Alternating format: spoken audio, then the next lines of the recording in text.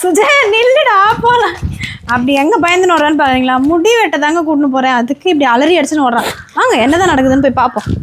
அங்கேருந்து வரும்போது வரமாட்டேன் குத்துதுன்னு சொன்னான், இங்கே வந்தோன்னு தூங்கிட்டான். இப்போ என்னடா இங்கே பாருங்க தூங்கு மூஞ்சி அதாவது தூங்கி அந்த கலக்கத்தில் இருக்கிறதுனால அவனால் அந்த எதுவும் பேச முடியாது.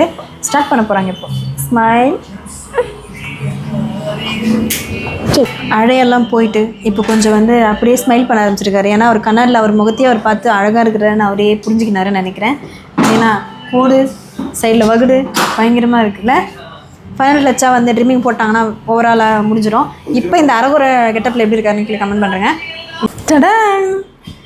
எப்படி இருந்தனா இப்படி ஆகிட்டு நம்ம சுஜன் வந்து பயங்கரமாக முடியெல்லாம் வெட்டி செம்ம சூப்பராக தூக்கி நிற்கிது முடியலாம்.